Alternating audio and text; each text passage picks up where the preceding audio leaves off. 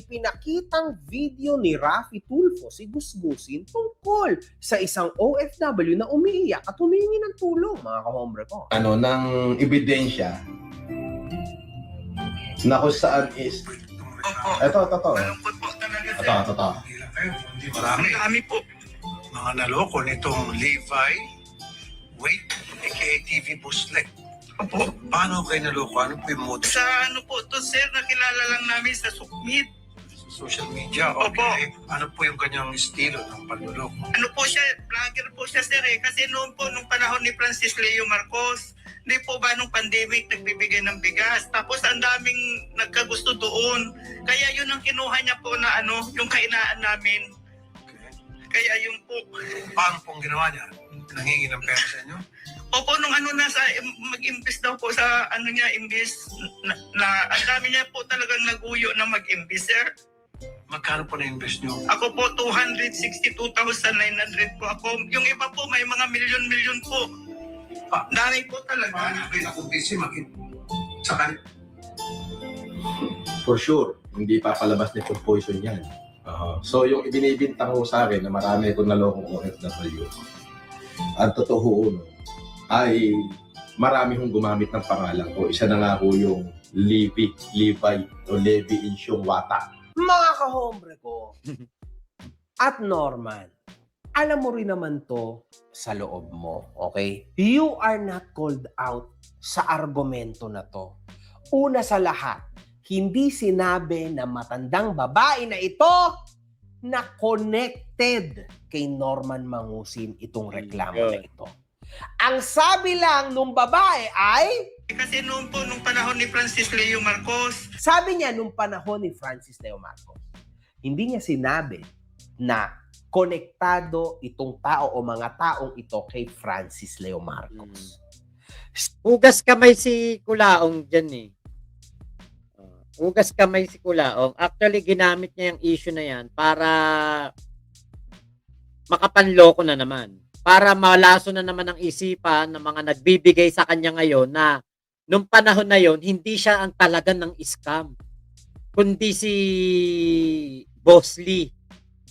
Ito nga ano ba tawag namin dito? May tawag kami dito kay Boss Leg, ayun, si Boss Leg. May selective amnesia yan si Kulaong Chrysanthemums. Ate Iloy, dapat kasi Norman Mangusin alias Waway. Waway? Mukha ng Waway ngayon no? Kaya alam po siya si Waway, Cesar Montano gwaping siyon. Si Kulaong madungis. Yan. Kuya G, shoutout sa iyo Kuya G Fritz Willan, lahat na lang kinakalimutan ni Norman. Yun nga po. Ganun naman talaga si Kulaong. Basta hindi pabor sa kanya, kinakalimutan niya. So, mali ang pagkakaintindi mo. Ang baba ng IQ mo, sobrang baba. Ayan, no? Sagad. Hanggang sa lupa ang pagkababa ng low IQ mo. Kasi iba ang pinaparating mo sa followers mo. Pero mali ka ng pagkakaintindi o sadyang minali mo lang, di ba? Wala siyang sinabi na affiliated sa'yo yung taong nanloko sa kanya.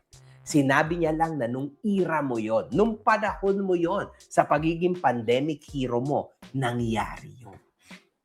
Yun. Nung panahon lang ng pandemic na sinasabi. Kasi nga, nung panahon na yon, yung mga followers ni Kulaong, mga supporter, naglabo-labo Nung nakulong si Kulaong, nung umalis kami, hindi alam ng mga followers ni Kulaong kung saan pupunta.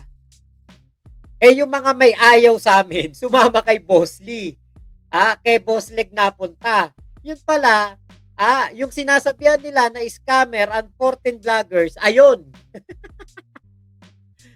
Pero dati, nakikipagsagutan pa kami dyan kay Boss Leg kasi nga sinasabi nga namin na itong si Boss Leg talaga ang scammer, hindi kami. Ayun, yung mga nagmumura sa amin, yun, isa yun sa mga nabudol ni Boss Leg. Kaya kaya itong issue na ito kay Boss Leg, kahit na hindi ko na ito gaano natutukan noon, alam ko na hindi naman si Kulaong talaga ang nambudol dito sa mga nabudol ni Boss Leg. Si Boss Leg talaga nambudol diyan dahil dun sa mga kawangis. Ang bobo na lang nun. Biruin mo, nasabi ni Boss Leg, yung tunay na Francis Leo Marcos dito na sa amin nakatira. Tapos meron silang mga pinagsasalita doon na hindi nagpapakita, boses lang. Sinasabi nila si Kulaong daw yun. Malayong-malayo naman yung boses kay Kulaong. Kuya Henry, tinanggalan ka ng livelihood mo, di ba? Sabi mo may palaisdaan ka, may farm ka, may patahian, magulang ng damit. May share kayo sa RC Dairy, di ba dami ka business? At lahat ng yon ay katarantaduhan. Kahit naman si Yama, alam naman niya, walang negosyo ang amo niya noon. Alam niya yun. 24/7 na nandun lang sa, kung nasa Legrand lang yan, o nasa Green Meadows lang yan. Alam naman niya yun. Kahit nung nakulong si Kulaong, alam naman niya yun na pinagpapanggap sila na may negosyo. Kasi, meron pinuntahan sila Maring Yaman yan eh. Hindi ko na matandaan. Gawing norte. Tapos parang nahinto sila sa isang bukiren. Parang farmland. Maya-maya, bigla na nagsabi si Yama, eto, lupa to ni Boss FLM. Papunta yata sila doon sa patahian na sinasabi. Pero hindi rin kay Kulaong yung patahian. Sa lang din yun, sa supporter lang din. Doon yata yun, naligo sila sa Subic. Hindi ko na matandaan eh. Pero basta meron yan si Yama. Pinapakita niya yung lupa daw ni Kulaong. Okay, incoherent lagi mga explanation ni Kulaong. Pero yung mga bobong supporters niya will take that as the only truth. Tama. Ayun, yun nga. Wala na. Hindi na active. Kaya hindi kaya barya lahat ng pera ni Norman kaya hindi naaabo. Oo nga, yun nga, tama nga. Biruin mo, kahit na maglagay ka lang ng 1,000,000 piso, tapos piso, talaga sunugin mo yung 1,000,000 piso saka yung piso. Sunog na yung 1,000,000 piso, yung piso hindi pa naaabo. Ewan ko ba bakit ang tao nagsisinungaling parang hobby. Saan ba ang IQ ni Kulaong? Nasa talampakan. Diba? Guess nyo na mga kahombre ko kung paano tumatakbo ang mekanismo na nga di umano'y pambubudol ni Norman. Huwag mong isalba ng ganyan ang mga katarantaduhan mo, Norman. Sabi mo, wala nagre-reklamo ng mga OFW. Anong tawag mo? Kay Ma'am Karen Whitmore. Ganito ang ginawa ni sa Francis sa akin na inigno niya, hindi niya kinakilala ang utang niya sa akin. I promise, kahit hindi man ako mabayaran, basta mapakulong siya, ipakulong ko talaga yung lintik na yan. Wala daw siya utang sa amin, taga-Yuki, kasi tulong daw namin yung sa kanya. Talagang binangkrap talaga kami ni Francis. Sa totoo lang, Inji, binangkrap talaga niya kami. Kaya galit na galit. Ang kagalit ko siya until to my whatever. Basta ang galit na galit ko talaga sa kanya. Walang kalagyan. Lintik. Bakit ako na scam nitong Kudman na to, swindler, scammer? Na shinout out mo! Pag natapos yung lakad ko, gusto ko sanang pasalamatan si Mami Edith, si Kuraming, Mami Edith, at si Ma'am Lorna Rutherford, at saka si Karen Whitmore. Dong, tawagan mo sila, padalan mo sila ng tigko 250,000 yung apat. Sabay biglang sinabi mo to. Abay, may nag-interview, mami ko daw. Hindi ko kilala yung in-interview doon. Balita ko, sigurado ako 1,000,000% gawa-gawa nila yan. Hindi ba sa huli, itinanggi mo to harap-harapan na hindi mo kilala si Karen Whitmore, pero shinout out mo siya noon. At saka si Karen Whitmore. How about ang sinasabi ni Madam Susan Broiler? Ang nakakaawa dito, 30 years na ang mga OFW nakapag-ipon. Nang dahil sa mga mali-maling desisyon na tiwala, investment, kuno, natangayan sila. So, ibig nyo sabihin, sobrang dami talagang na biktima ng mga Dami. tao to.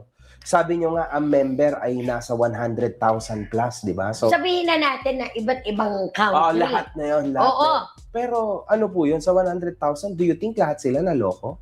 Oh, marami. Ay po, tragis. Ayan ang mga tinig ng mga OFW. Napakarami pa hong nagre-reklamo and definitely, some of them will come back here upang kasuhan talaga si Norman. Abangan mo yan, Norman. Alam mo, Norman, kung ako sa'yo, dapat natuto ka na sa mga salita mong ganyan. Kung ano man yung mga ikinaso at ikinakaso pa sa akin, harapin na lang ho natin. Ganun lang. So, matatapos din ho yun. Uy, mukhang yung inaasahan nilang warrant, mukhang hindi yata lalabas ha. Mawawarant. Asa na warrant ko? Akala ko ba mawawarant? Pinaaasa mo yung mga kahombre mo. Paano yan? Di mapapahiya ka na naman. Asa na warrant? Alam niyo ho ba na yung inaasahan na ho nilang warrant ay hindi na matutuloy? Yung sa akin, Norman, natupad na. Mamaya niyan, sa kagustuhan mo, no? Nakasuhan ka at parang pinupush mo ang tadhana, nakasuhan ka ng mga OFW. Mamaya niyan, yan na yung sumunod sa'yo. Tinding hinagpis niyan, Norman, pag nagkataon, di ba? Hintayin natin, mga kombre ko. I am very, very much excited sa part na yan. Kasi alam naman natin, inevitable, mga kahombre ko, yung part 2 ng lahat ng ito. Inevitable ho yan. Mangyayari at mangyayari yan, mga kahombre ko. Abangan lang natin. Aba! Dito ho, sa video na to, Ay, wala na ako social media. Wala na akong Facebook. Tinake down nila. Wala akong TikTok. Tinake down na nila. Wala na. Ayan.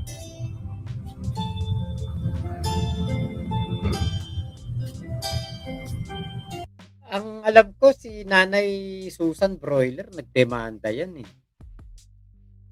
Tapos sabi kasi ni Kuya Nasukir, yung 5 mommies sakali din na na meron sa 5 mommies na parang uuwi. Hindi na ulit kasi kami nakapag-usap ni Kuya Nasukir eh. Pero nung huling nagtawagan kami, nung nakulong si Kulaong at nagpapasalamat yung 5 mommies kay Makagago,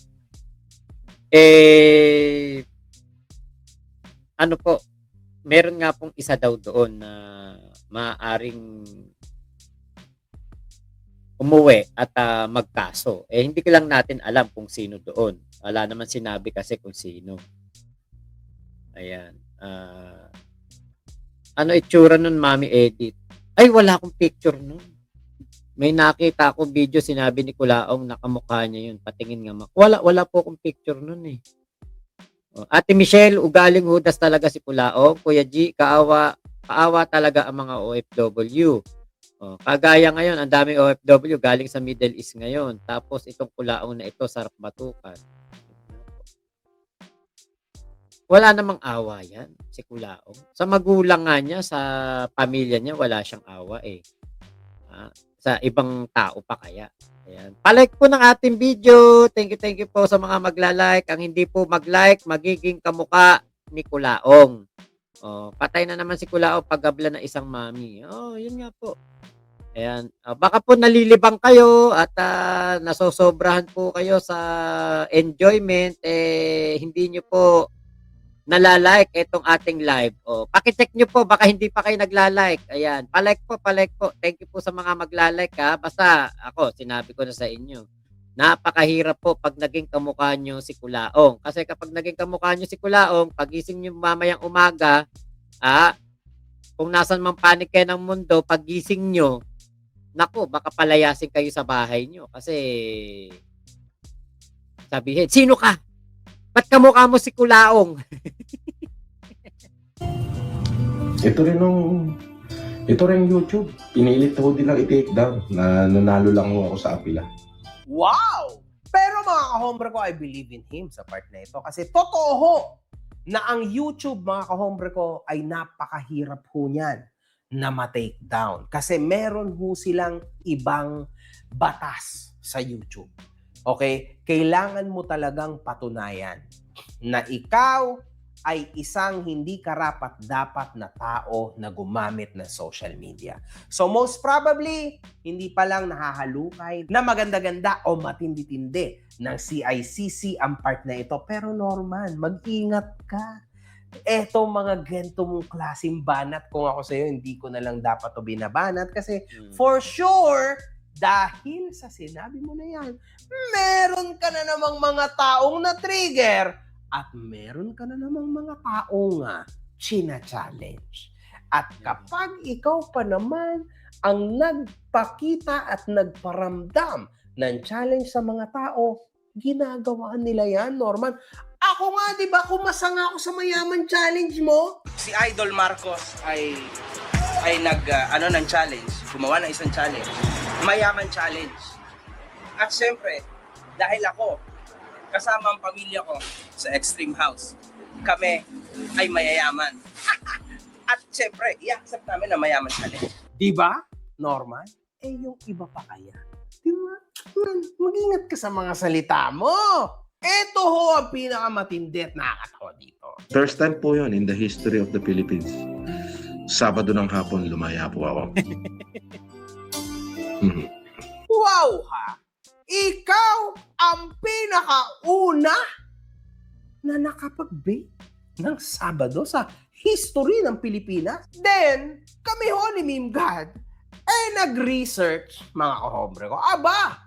Ito ho ang nahanap ng aming research. Noong 2017 ho, mga kahombre, napatagal na ho nito ha. Si Senator Jinggoy Estrada po, mga kahombre ko, ay nakapag-post ng bail, mga kahombre ko, and walked free after posting bail of 1.33 million pesos on Saturday, mga kahombre ko, on charges of plunder and graft in connection with the pork barrel fund scam. And huwag niyo hong kakalimutan, mga kahombre ko, na nagkaroon na rin ho ng circular, mga kahombre ko. Si Circular 30-2023. Sa circular ho na to, mga kahombre ko, sinasabi na dapat makapag-bail din ang mga pwedeng mag-bail, okay, ng weekends. So, Norma, hindi pala ikaw yung una. Di ba? And actually, natutunan din natin, mga kahombre ko, na pwede na rin pala talaga sa panahon ngayon na mag-bail even ng weekends, which is very important para if ever, di ba, na ikaw ay mawarrant sa mga maliliit na kaso, alam mo naman na pwede ka mag-bail ng weekend. So, hindi ka na, kumbaga, dehado. Tama? Meron din naman mga bukas na notaryo, di ba, ng weekend. So, everything will work out kung meron kang maayos na legal team. Totoo yan. At ano yan, karapatan ng lahat ng Pilipino yan. Hindi lang si Kulaong ang entitled sa ganyan. Siyempre, alam niyo naman kay Kulaong, achievement na naman yun. Di ba nga, sabi nga niya, kapag ako nakapagpiyansa ng Sabado, tutulong po ako. Ayan. Bigyan niyo ako ng sign. Mga ganyan-ganyan pa nga yung sinasabi ni Kulaong eh. 'Di ba? Na siya daw ay parang ginaya niya yung kay Bingbong Crisologo na kapag nakalaya siya sa araw na yun, siya po ay maglilingkod sa Diyos. Yun yung naging ni Kulaong, parang naratibo. Ayan, Ravenclaw, ayan, hello po. Dito ata sa Pinas si Mami Whitmore. Parang wala pa yata.